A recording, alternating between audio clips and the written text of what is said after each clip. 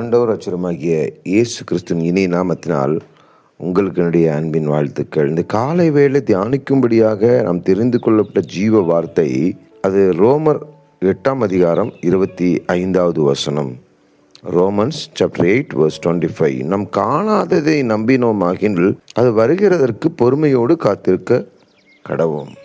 But if we hope for what we do not see, we eagerly wait for what he sees.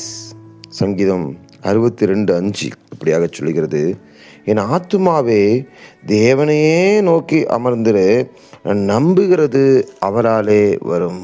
My soul waits silently for God alone, for my expectations is from him. Psalm 6:5. எனக்கு பிரியமானவர்களே, நான் நம்புகிறது அவராலே வரும். நம் காணாததை நம்புகிறோம். நம் காணாததை நம்ப வேண்டும். நம் எது காணாது என்று சொல்லி பார்க்கும் பொழுது 2 கொரிந்தியர் 3:17 சொல்லுகிறது, கர்த்தரே ஆவியானவர் எங்கேயோ அங்கே விடுதலையும் உண்டு. 2 Corinthians chapter 3:17. Now the Lord is spirit, and where the spirit of the Lord is, there is liberty. எலுத்தூஷியா என்று கிரேக்கத்திலே காணலாம். யோவான் 4:24 சொல்லுகிறது, God is spirit, and those who worship him must worship in spirit and truth. True worshipper will worship the Father in spirit and truth, for the Father is seeking such to worship him என்று சொல்லி யோவான் 4:23 நாம் வாசிக்கலாம்.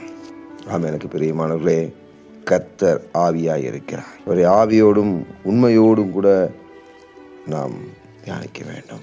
அநேக இடத்திலே ஆவியானவர் இருக்கிறார், உண்மை இல்லை.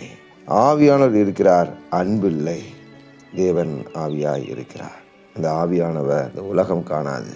அந்த சத்திய ஆவியானவரை இந்த உலகம் காணாது. நீங்கள் ரோமர் 8:1 தியானித்து பார்த்தீர்கள் என்றால், ஆவியின்படி நடக்க வேண்டும், ஆவியின் பிரமாணப்படி வாழ வேண்டும்.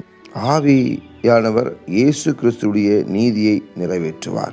பரிசுத்த ஆவியானவர் இயேசு கிறிஸ்துவின் பலியின் மூலம் நம்மை சுத்திகரிப்பார் என்று அழகாய் வாசிக்கலாம். என்னுடைய வாழ்க்கையிலே, இருள் சூழ்ந்த வாழ்க்கையிலே பலவிதமான போராட்டங்கள், தனிமைகள், அக்கிரமங்கள், இவைகள் நிமித்தமாய் வந்த பாவங்கள் நிமித்தமாக நான் தற்கொலைக்கு நேராக கடந்து போகும் முன்பாக 6 முறை தற்கொலைக்கு போயாயிற்று. 7வது முறை தற்கொலைக்கு போகும் முன்பாக யார் அந்த பரிசுத்த ஆவியானவர் என்பதை காண வேண்டி என்னுடைய ரிலேஷன்ஸ் என்னை வற்புறுத்தி அழைத்தபடினாலே ஒரு அறைக்குள்ளே செல்லும் பொழுது என்று பரிசுத்த ஆவியான் என்னை நிரப்பினார், என்னை விடுதலை செய்தார், எனக்கு தீர்க்க தரிசன வரத்தை கொடுத்தார், என்னை தன் மகனாக ஏற்றுக்கொண்டார், ஆவியில் நடக்க வைத்தார், ஆவியில் கீழ்ப்படிய வைத்தார், ஆவியில் ஜெபிக்க வைத்தார், ஆவியில் ஊழியம் செய்ய வைத்தார், ஆவியில் ஒரு சக்சஸ்ஃபுல் பர்சனாக மாறி இன்றைக்கு உங்கள் முன்பாக நான் பேசிக்கொண்டிருக்கிறேன். என்னை விடுதலையாக்கின அதே ஆவியானவர் உங்களையும் விடுதலை ஆக்குவார். கண்களை மூடி ஜெபிப்போமா? அன்பின் பரலோக பிதாவே, இந்த காலை வேளையில உம்மை நோக்கி பார்க்கிற ஆண்டவரே, தேவன் ஆவியாய் இருக்கிறார் என்று வேதம் சொல்லுகிறது.